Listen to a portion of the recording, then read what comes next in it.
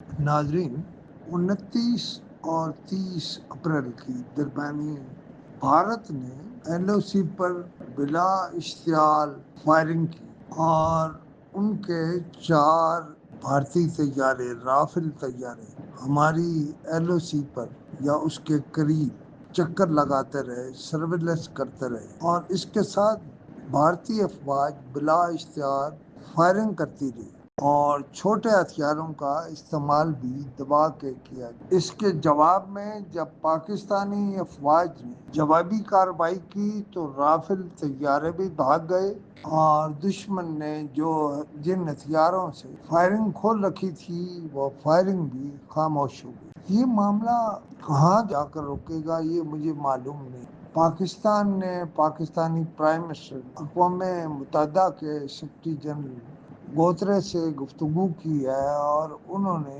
یقین دلایا کہ وہ بھارتی وزیر خارجہ اور پاکستانی وزیر خارجہ سے اس پر بات کریں گے، لیکن اس کے اکانومی پر بہرحال اثرات آنے شروع ہو گئے ہیں۔ ہماری اکانومی پر تو جو اثرات ہیں سو ہے، بھارتی اکانومی پر بے پناہ اثرات ہوں گے۔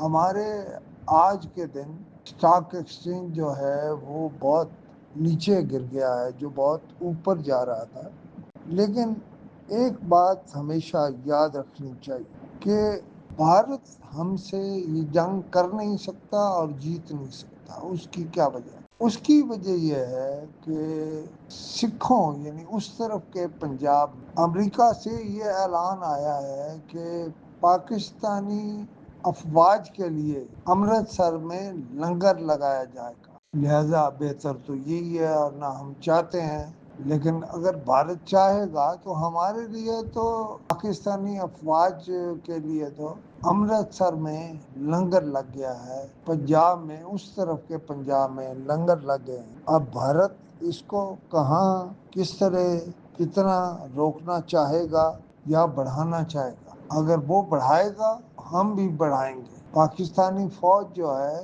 وہ اپنے دفاع کے لیے پوری طرح تیار ہے اور انہیں معلوم ہے کہ ہم ایک ایٹمی قوت ہیں اور ہمارا ان کے سامنے جھک جانے کا سوال نہیں۔ پھر ہمیں تو آسانی یہ ہے کہ بھارتی پنجاب ہمارے استقبال کے لیے تیار ہے، لہذا وہ اس طرف کوئی ایسی حرکت نہیں کریں گے۔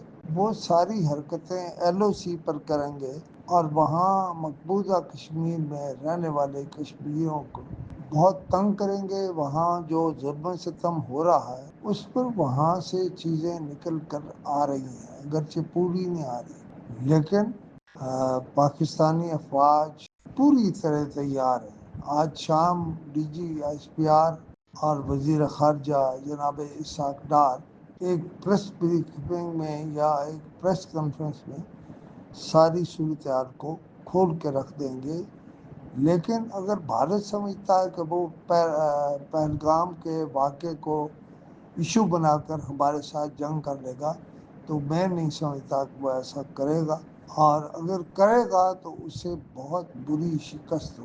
خدا حافظ۔